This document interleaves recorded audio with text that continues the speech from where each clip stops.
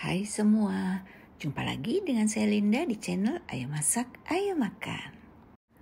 Hari ini kita mau bikin yang lagi viral teman-teman. Dan ini rasanya enak banget, ini premiumnya jadi saya pakai lebih banyak kuning telurnya. Kalian lihat pori-porinya, ini luar biasa, udah kayak itu ya, sarang tawon. Beberapa hari ini saya sedang sibuk di dapur ngulik resepnya Bika Ambon. Saya sudah pernah share resep Bika Ambon mini. Kali ini kita akan bikin Bika Ambon dengan loyang. Kalian bisa bikin dengan loyang persegi ataupun loyang bulat. Semuanya sama ya. Resep ini anti gagal, pasti jadi. Nggak mungkin enggak. Cuman kita hanya perlu jaga bagaimana caranya supaya nggak gosong. Beberapa kali saya coba apinya ini gosong, tapi terakhir sudah bagus ya. Nanti kalian bisa lihat hasilnya. Gimana cara bikinnya? Yuk kita mulai aja. Pertama kita akan siapkan santan. Kalian ambil santan bagian atasnya saja. Santan yang kentalnya saja ya. Cara ambilnya seperti ini, kita diamkan dulu santan yang sudah kita peras, kemudian kita ambil hanya bagian atasnya saja. Untuk rempah di sini saya pakai serai, daun jeruk dan juga kunyit asli ya. Kalau kalian mau pakai kunyit bubuk juga boleh, atau mau di skip kalian ganti telurnya dengan telur omega juga bisa. Untuk berapa banyak nanti sesuai selera, kalian bisa pakai serai 2 batang, daun jeruk 10 batang, 10 lembar itu juga boleh. Serai wajib kita kepruk-kepruk, kemudian daun jeruknya kita robek-robek ya. Dan untuk itu kunyitnya kita geprek pakai di dalam plastik saja. Kalau diulekan itu nanti warnanya nempel ya teman-teman. Nanti kalian bisa tambahkan daun pandan kalau perlu ya. Di sini saya tidak pakai daun pandan tapi tetap wangi ya. Sekarang santan ini kita akan masak. Kalian pakai api kecil saja sampai santannya ini mendidih. Selama proses wajib kita aduk-aduk. Setelah santan mendidih, kita diamkan sampai santan ini cukup dingin untuk kita gunakan. Sekarang kita akan membuat bahan biang. Di sini saya ada air 50 gram, kemudian kita tambahkan dengan 3 gram ragi instan dan juga 1 sendok makan tepung terigu protein sedang, kurang lebih sekitar 20 hingga 25 gram. Kita aduk-aduk sampai tercampur rata, lalu kita istirahatkan sekitar 30 menit sampai adonannya ini berbuih. Atasnya kita tutup dengan piring atau dengan plastik wrap juga bisa. Setelah 15 menit kita sekarang akan kocok telur. Di sini saya pakai 10 kuning telur dan 2 telur utuh.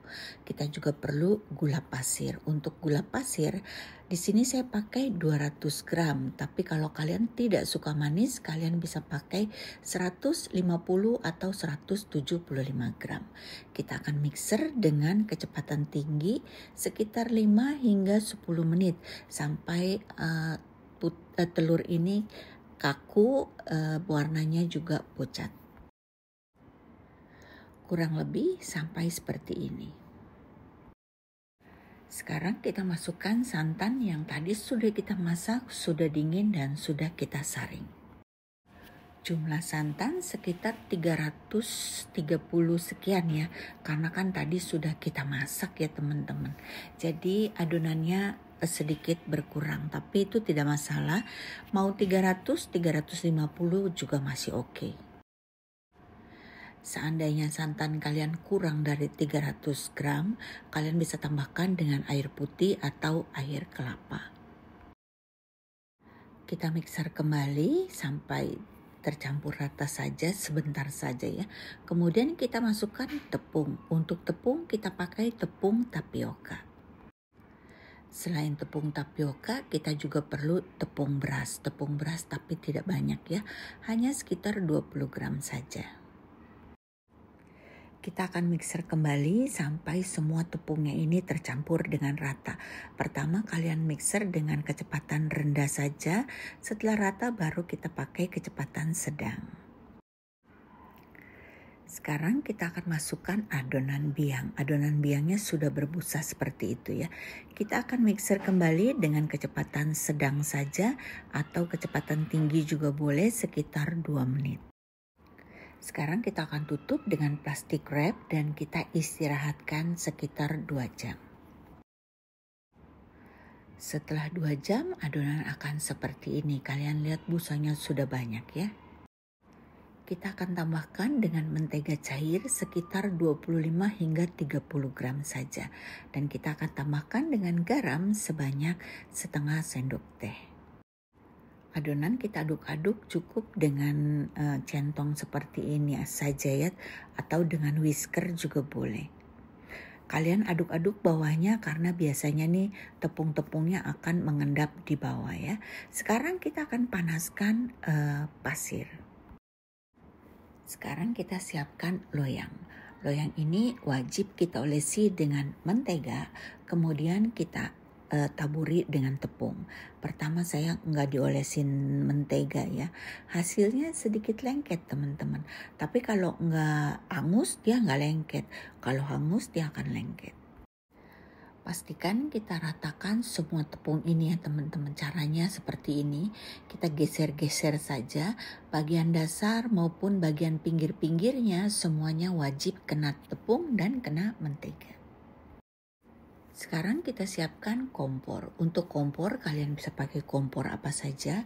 Kemudian kalian boleh pakai tatakan skillet seperti ini, boleh juga tidak ya. Yang penting kalian harus bisa mengukur suhu apinya agar tidak sampai gosong. Dan pasirnya nanti tidak harus sebanyak ini ya teman-teman.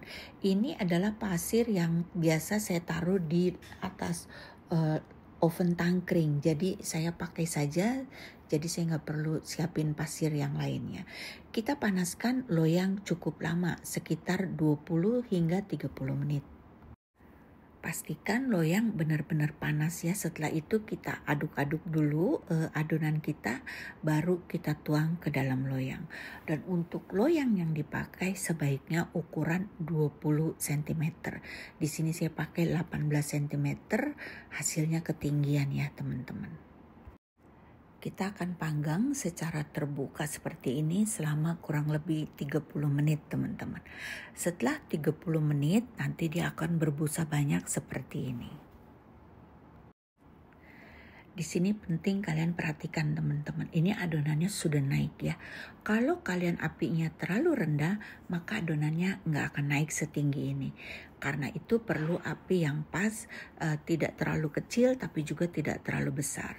Setelah 30 atau 40 menit kita akan tutup atasnya.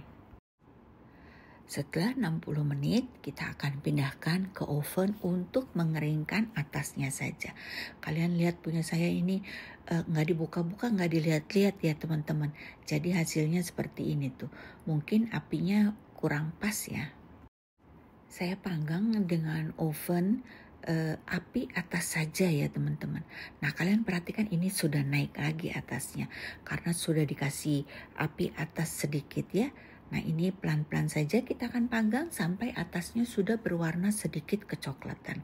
Untuk waktunya nanti kalian sesuaikan saja karena di sini saya tidak kasih waktu. Kalian perhatikan apabila adonan ini benar-benar matang maka dia akan copot sendiri pinggir-pinggirnya ya. Kalian perhatikan kalau saya goyang-goyang begini dia bisa copot dengan gampang. Ini tandanya bawahnya nggak hangus, bagus ya. Sekarang kalian bisa keluarkan dari loyang pada saat masih panas atau mau tunggu dingin juga boleh. Saya udah gak sabar ya teman-teman, masih panas udah saya keluarkan. Wah, kalian lihat tengahnya gosong sedikit ya. Ternyata setelah saya panggang kembali, saya tidak pakai skillet, kok malah gak gosong ya teman-teman. Selesai sudah videonya teman-teman, gampang sekali kan? Dan ini kalian lihat saya sudah bikin beberapa loyang, tetap semua hasilnya bersarang, cantik. Cuman ada yang gosong, ada yang enggak, itu aja. Jadi kalian wajib mengenal oven masing-masing, bukan oven masing-masing sih, api kompor masing-masing. Dan resep ini karena menggunakan banyak sekali kuning telur, jadi adalah resep premium. Rasanya itu lembut sekali dan juga sedikit kenyal. Tidak terlalu kenyal ya. Kalau kalian mau kenyal sekali, kalian bisa tambahkan tepung sagunya ini, tapiokanya. Kalau saya pakai kan 125 gram. Kalau kalian mau kenyal sekali, kalian bisa pakai sekitar 175 gram. Hasilnya sama, tetap akan bersarang, hanya beda di kekenyalan saja. Untuk saya pribadi, saya lebih suka seperti ini ya. Jadi adonannya lembut, kemudian wangi. Dan juga sarangnya cantik sekali, kecil-kecil, halus-halus ya.